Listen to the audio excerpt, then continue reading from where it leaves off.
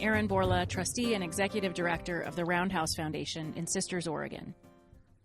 Philanthropy has long been a champion of public radio, providing grants for everything from infrastructure and new buildings to special reporting projects. Federal cuts have made philanthropic support even more critical to keep public radio stations afloat across the country in rural and remote areas, and especially on tribal lands. Sue Matters is the station manager at KWSO Radio, which is a non-commercial radio station that is licensed, owned, and operated by the Confederated Tribes of Warm Springs here in Oregon. Money from the Corporation for Public Broadcasting community service grants made up 40% of the station's budget, but recently, those funds have been rescinded by the federal government. The Warm Springs Reservation was created by treaty in 1855 and is home to the Wasco, Paiute, and Warm Springs tribes. It's a huge reservation, encompassing more than 1,000 square miles here in Central Oregon.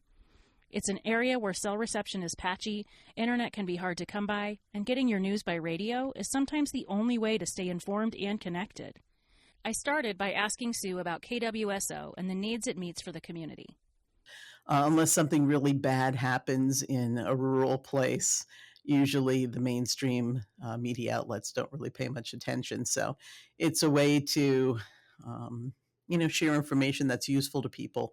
I think the other unique thing about KWSO and all the tribal radio stations is that there's a real interest in doing things, and every station is different depending on its community. It really does reflect the community, but here, trying to preserve and even restore languages. There's 3 tribes in Warm Springs, the Wasco, Warm Springs, and Paiute. 3 distinct languages, 3 distinct cultural backgrounds. And so language preservation, revitalization, just cultural practices and life ways, like trying to, share information about that to keep it going, because not everybody had a family member who was, knowledgeable enough to share information. I mean, everybody's different, just like everywhere. And so kind of those identity kind of things, super important to us. Health, trying to impact health in a positive way in the community in all shapes and forms, just working on trying to make it a healthier and more robust place to be. Mm-hmm. Do you have community favorite programs that folks always call and say, oh, this is my favorite. I love when this is on. I always listen. I mean, usually when we prompt people, we can get them to say something like that. But we're actually in the middle of doing an information ecosystem assessment, a little project that we picked up with the National Federation of Community Broadcasters. And it's been interesting. I mean, really, people like just the local news and information. They like to know where the yard sale is. They like to know, what's going on. Definitely when something bad does happen, when there's an emergency situation or a wildfire, that kind of thing, people tune in for that. And so, it is really just the unique content that we can provide is local. Mm-hmm. Nobody's going to do Warm Springs as good as us. So that's what they like. They like our morning show. We're a public radio station that really probably sounds more like a commercial radio station in that we're a little bit lively. We play a pretty wide variety of music. And that's typical too, just radio in general. More people listen in the morning because it's part of their routine. In fact, our show is called The Morning Routine, but our morning host puts some effort into the entertainment factor. And there's just a lot of like little programs and segments that break up, announcements that break up the music. And then that's like a mix of contemporary music, old and new. And then the other big thing that people really like is we call it Talking Drum. And it's basically the same format as what we do all the rest of the time, except instead of contemporary music, it's like drum music recorded from powwows or taken off of CDs or downloaded MP3s, that kind of thing. Nice. Of drum groups and that kind of thing. And some of that is social dances, tribes, powwows, kind of its own cultural thing that happens. That's a bit of a mashup of a lot of different tribes, but each tribe has its own like sort of unique social dance songs. And so we try and share some of that too. Talking about the federal funding cuts, particularly around the Corporation for Public Broadcasting, that was $9 billion across the country. What does that mean for KWSO and other tribal radio stations? Well, it's still there's a lot of unknowns still.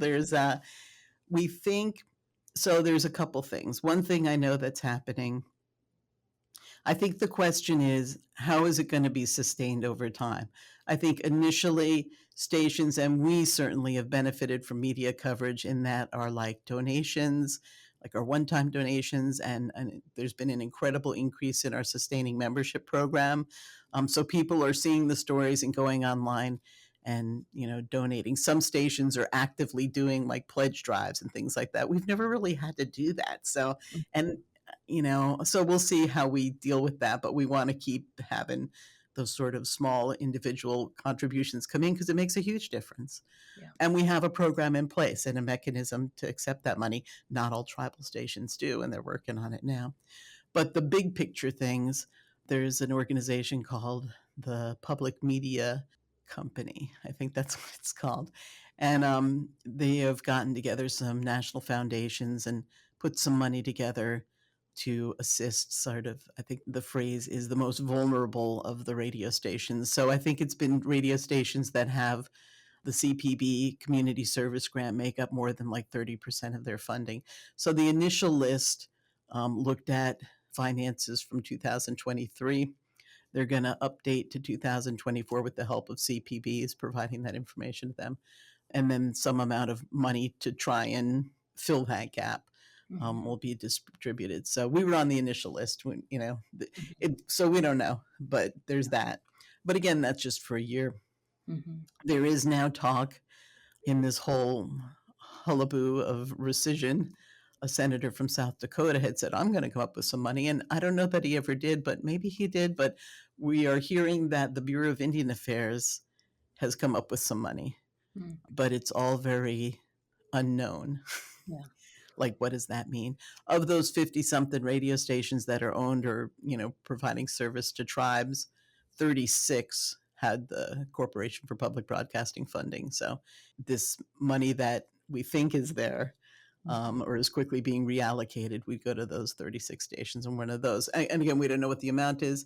And we also know that, it's like a one-time deal. So maybe that gets us 2 years down the road, but then what? So people are trying to think about it. There's also all these other consequences.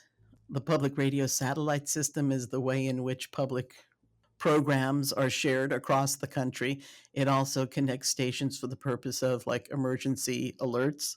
So there's like all these other levels. There's CPB had negotiated music licensing rights. So we don't know if that's going to be passed on to somebody else or if stations are individually going to have to pick up those costs. So there's just, a lot of things people are still figuring out. Well, prior to these cuts, what did your funding model look like? So, and I guess the good news for us too is the tribe's going to also fill any gaps at this point, with the caveat that we continue to hustle hard to find money from other places. So we have operated, and the numbers I've been using are, we spend about $600,000 a year. We have 6 full-time staff. That's a big chunk of that. We have to pay electricity and things like that too. And then about 40% comes from the tribe. We're in the tribal government's Health and Human Services branch. And so our money comes from there. About 40%. The other 40% came from the CPB Community Service Grant. And then about 20%, it's probably less, but I like to try and make it be 20%, is from other sources. So underwriting, memberships. We get some lease money for some companies that use our tower. And so, just like I said, hustling up business however we can. And we hope to, get more underwriting in and keep the memberships growing and the donations. Yeah. So until then, the tribe will definitely front us the money, but then we have these other 2 funds that might be out there that might come to us. We don't know.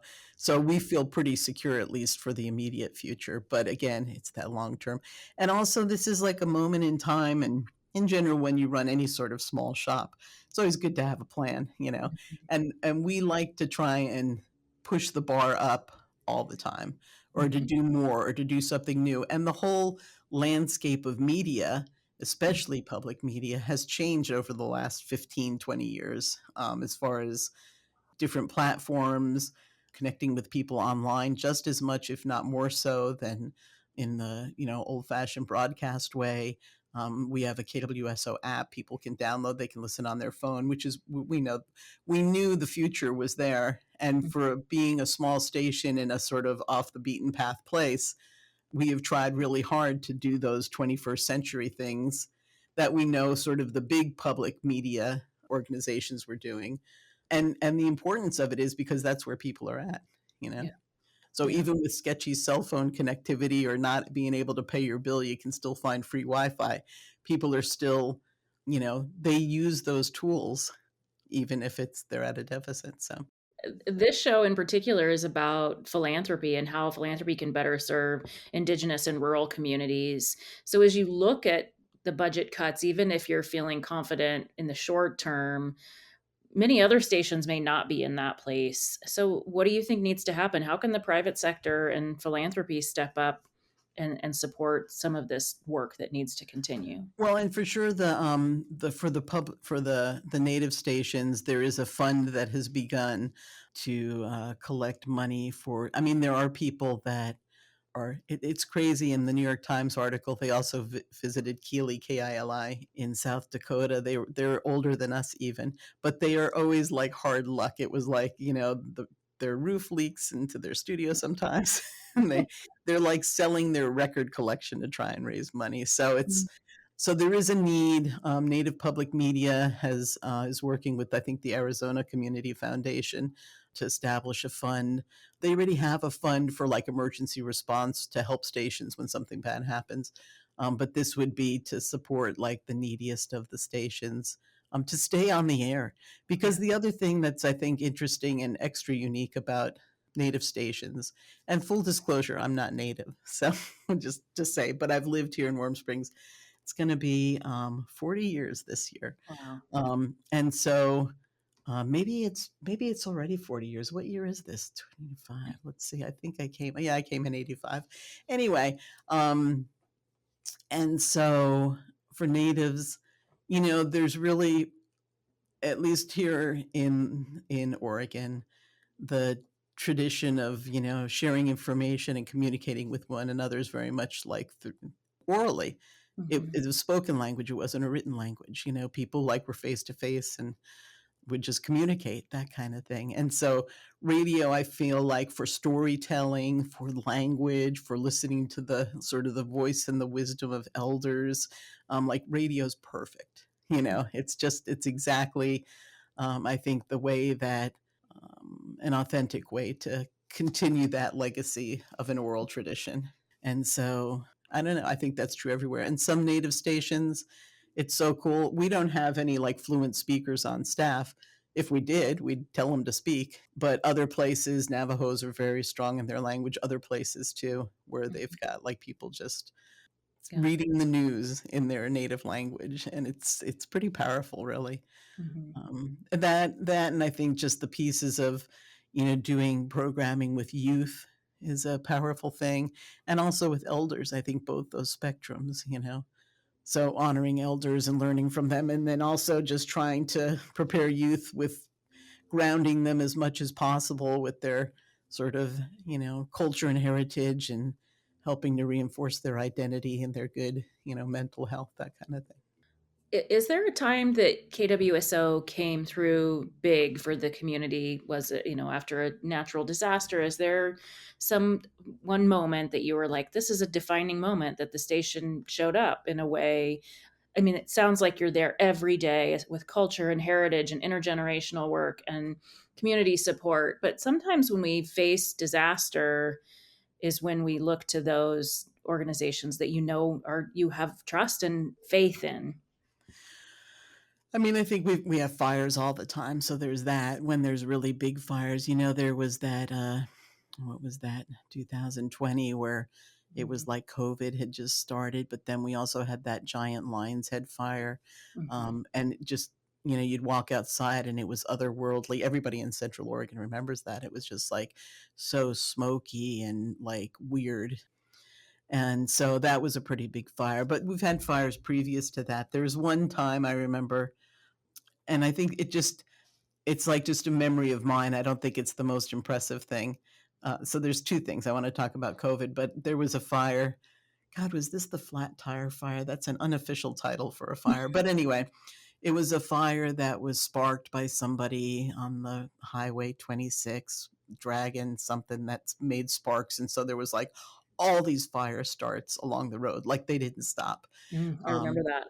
and so there was like a public meeting to just sort of they do that after they're dealing with the fire. And it was just, we did really good coverage of like what is going on, and like where is the fires and how did this happen, and and I think we even did a video and put that out there of the public meeting, and it was kind of our first, I think, big effort to do some video coverage, which is like we'd really like to grow that. We're sort of stalled a little bit.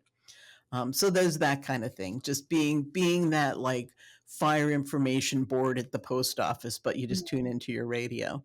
And then, just I've tried to get on the air live from a parking lot outside of fire management because I couldn't get through because the fire was between them and us, that kind Mhm. of thing. So Yeah. we are pretty good at finding the people who know what's going on and sharing that with the community, especially in the initial outbreak of these things. And again, all Central Oregonians know when a big fire starts, it's not like there's a huge team in place. The incident management teams haven't necessarily come in. Locally, we're so strong in Central Oregon that people do know what they're doing, but it's not like there's immediately a fire information officer unless they're sort of pre-stationed waiting for a fire to happen. Anyway, that's where I think just local media and like sheriff's offices and people like that really are critical in saying, okay, you need to evacuate now. So that kind of stuff we do, and I think that's, people really do look to us, and that's been mentioned a lot in our survey we've been doing. Mhm. I need to know what's going on with the fire. Yeah. The other thing I think where we really uh, you know, I think we were already established as a community institution. That's always like a phrase I like, and I like us to be that. But when COVID came, that was a strange, strange time for everybody. But we like stayed on the air. We didn't alter our programming hardly at all. We'd have, I think there was 3 staff that would work. There'd be one of us in the building at a time. So that kind of, we all live locally. We drove in a car by ourselves to get here, but we pretty much executed things as we always do, just with less people and in a less robust way. As we came through that, we also did some interviews, some video interviews with people just about their experience with COVID. And I haven't looked at it in a long time, but so there's a series of videos of just trying to capture that, what has this been like for you? That I think was really interesting and, kind of humble. We also did some pretty good, I think, public service announcements. We worked with the Portland Area Indian Health Board, who Mhm. had the idea that we could make some PSAs for them. And it was, so they hooked us up with a variety of people, but we mostly did phone interviews of just, public service announcements encouraging people to be safe and to survive, that kind of thing. So we Nice. did a lot of programming out of that I think was impressive. And then we stayed there for people. Mhm. We were like consistent, and we had our COVID team would do like a month, like there was a daily report on how many cases, and we pushed that out on our website every day. So we were really trying to be as transparent, I guess, as possible. And this is the situation, and we were connected. And it's nice when the people who do know what's going on trust you to relay that. So Yeah. I think that was a difficult time, but I feel like we made it through and we're pretty consistent for people. This is now just, I'll just ramble on, so just stop me. Please But do. No. another COVID era thing, initially when the kids stopped going to school, they would just send the bus out to deliver lunch and these like packets of, work for Mhm. kids. And part of the packet was language lessons because at our Warm Springs K-8 Academy, language class is an option for kids, one of the 3 languages. So they would send out packets, and then the language teachers came back and said, well, the parents say they're getting the packets, but they don't know how to say the words Mm. because, not everybody reads phonetic, however, whatever that's called. I'm not a linguist. And so they came in and recorded it. So we were able to like say, go to the website and click on the link and you can hear how it sounds. And so that's cool. And like we still use those lessons today. So, but it was a neat idea they had that we Yeah. could fill that gap a little. And then, then there was online school and it was different again. But that initial, yeah, the bus and the lunches and their Mhm. work packets until summer hit. That as a parent who lived through that with young kids, I can't imagine having to teach in another language at Yeah. home and manage our home and do all those things. I Yeah. think, all those examples you shared are just another way that local public radio is a lifeline for especially rural communities. I don't know if you feel comfortable talking about this, and if not, it's fine. But are you comfortable talking about the MEP alert? A little bit. Okay. I'm Uh, not all that knowledgeable, but yeah. Maybe it's just a teaser. So, similar to the Amber Alert, my understanding is there is a new alert that has been approved by the FCC for missing endangered persons, Yep. which we all know and understand the crisis around missing and murdered Indigenous relatives that happens a lot on reservations. Can you talk a little bit about the new MEP alert? And maybe just what you know about it, and if there's other information we can add in. Yeah. I believe it went live last week. I think it was the 8th it went live. So the way we have to by law, and would we want to anyway, the emergency alert system it's called. So we have like a machine in our rack of equipment that's connected to our signal, and then there's also sort of an online piece to it, so that alerts can be delivered digitally, and that'll go straight into the machine. And like that's when you hear the tone, and it says this is a test of the emergency alert system. Right. And that happens every week. We do tests, even sometimes a couple times a week, to just make sure the system works. That's all that Mhm. is. Mostly the kind of alerts we get here, sometimes it's an Amber Alert, sometimes it's weather related. So, like, there's a Central Oregon area alert system. So, a lot of times the National Weather Service is who issues alerts for us. And so this missing persons one, yeah, it's like an Amber Alert. And it's interesting because I do think we need to do some work on, like, what if our public safety department wanted to issue that alert? Like, what's the mechanism for that, or how do we do that? So Mhm. there's still some things to be learned, but anytime somebody goes missing, the faster you can draw attention to it, the better.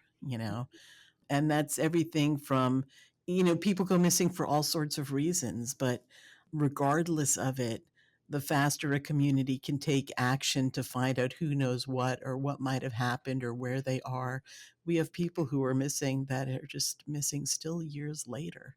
And Mhm. it seems crazy if there had been the ability to say, okay, so and so left the store at this time and we haven't seen him.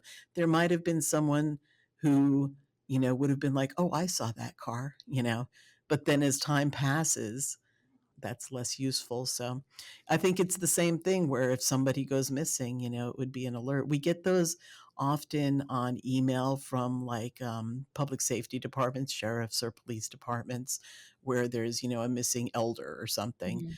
But that's not like pushing it out to the whole world the way the emergency alert system will, because a tone will come across and it'll just be, this person is missing, they were last seen at, this is what they look like, if you know anything, call the officials. And I Mhm. mean, it potentially will save lives, but also beyond that, it hopefully will help resolve things for families too, or the people who care about that person who's missing. Yeah. You've been in Warm Springs 40 years. You've been have had roles on the air, off the air. What does KWSO mean to you personally? I mean, I'm pretty proud of KWSO and actually all the people who've contributed like over the years, even when I wasn't here, just being, because most of the staff is from here, it's like really, creates almost a personal connection to the listeners of the community. And because, when you live here, you just get things that other people don't get. And so I definitely think we have improved. We're always like looking to shift things around to just be better radio. It's important to not be stagnant. And even though every time I tell my staff, like, oh, I have this new idea, and they all roll their eyes at me, it's like, just stop. But because we do kind of shift as we need to, or as we have a good idea, we have, I'll just talk about this one idea I had a couple years ago that has now turned into an unfunded project. But we call it the campus area. It's sort of the in the population center across the highway from where we're located, and it historically was like the government center here on the reservation. So the Bureau of Indian Affairs, Indian Health Service was there. That's where their workers would live, also. But it's also where like the store is, and it was always kind of the what's called the agency area. There's 3 voting districts on the reservation, and the population centers in the agency area. So we're trying to develop a self-guided walking history tour of the campus area, in part because I think kids would find it interesting, like there's things they don't know. But then also for the purpose of like cars pulling in off the highway to buy an Indian taco or something. If we have a QR code, they could scan it and then do this like self-guided tour. So we've been collecting interviews for a couple years of people's like, reminiscing about when they were growing up and that kind of thing. So we're putting that together, but it's like a whole other thing besides radio. Although we've shared a lot of those interviews, so it's also been on the air. But we want to create this. We also need to learn about cell phone apps that you can geocache locations for. So it's like trying to learn new things and do things just because it seems like a good idea. And it's probably not the most important location on the reservation, but it's kind of an easy one to focus on. And then maybe that'll lead to other kind of place-based projects. Anyway, the fact that my staff tolerates and supports like these ideas that I have. The other, like another thing we've done the last couple years, and I don't really know how we started doing this, but we did. There's a Thursday market in Warm Springs, like during the summer, and it's just on Thursdays from 10:30 till 2. And originally we were working with the community action team. They would provide like the pop-up tents and tables for people, and we'd set up in this campus area. And in part, it was to help distribute the fresh harvest kits from the High Desert Food and Farm Alliance. So they give 30 like bags of produce to people for free. So it was kind of anchored in that, but it also was a little bit of a small business opportunity to set up and sell whatever energy drinks, or too many energy drinks in the world, but something like that, or home baked goods, or some sort of value added food, or jewelry makers. On a Thursday, maybe they wouldn't set up here; they could set up, and it's the idea is that the local community supports it. I mean, visitors can stop too. So anyway, we started that a couple years ago, and I think it was because the food would always be distributed on Fridays, and they were saying, but we deliver on Thursdays, so where can we keep the food? And I said, why don't we just do something on Thursday? you know? Mhm. Yeah. And since then, like a pavilion, a nice covered area has been built here. And so the Thursday market moved into there. And so we just had our last one last week. And we just show up and do whatever it is we've got to Yeah. give away, or if we're doing interviews with people. It's a really great community engagement opportunity, and a lot of other programs have been taking advantage of that. So it's like a good community thing. But anyway, again, something we think up and then do. And my like staff, just they come along with me. They learn new skills. We learn how to fit 20 tables in a back of a small car and things like that. So anyway, I appreciate them, and I think and they allow me to say, no, you got to do this better. And so I'm just proud that we're still here, and that people will just call the radio station to ask a question. It might not be anything we know anything about, but they think we will, or Yeah. they'll trust that we have the right answer. And so just knowing that we're trusted, I think, is like we're trusted and we're continuing to evolve, and people do think we're doing good work, I think. It's a tough time, I can imagine, trying to work through the issues with federal funding challenges, but appreciate your candor and your willingness to share and being here today, and know that we're all trying to figure out best ways to support you and support programs like you and stations like you across the country. Yeah. Well, I appreciate your interest.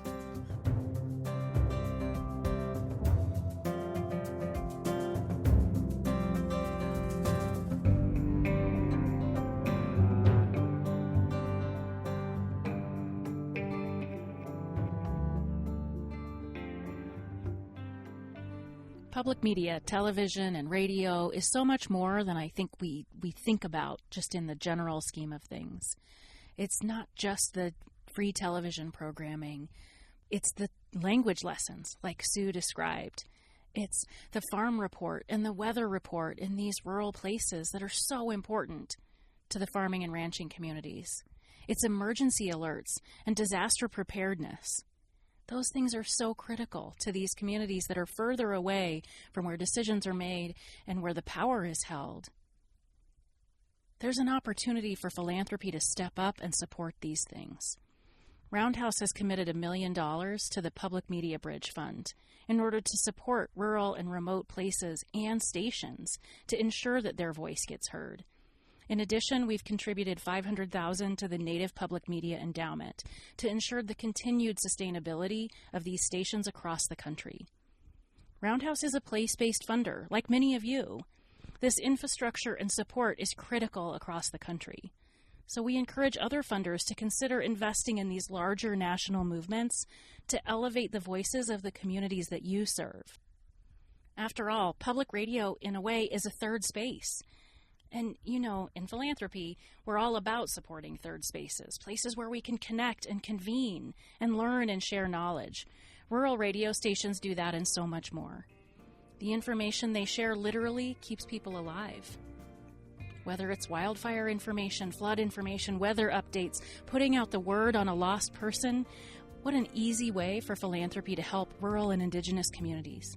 By coming alongside organizations like KWSO, who are already loved and trusted, and most importantly, doing the work on the ground. The Missing and Endangered Persons Alert went live this past September. Now is the time to ensure that that alert can be utilized and help support missing and murdered Indigenous relatives. That's a topic that we're all interested in supporting.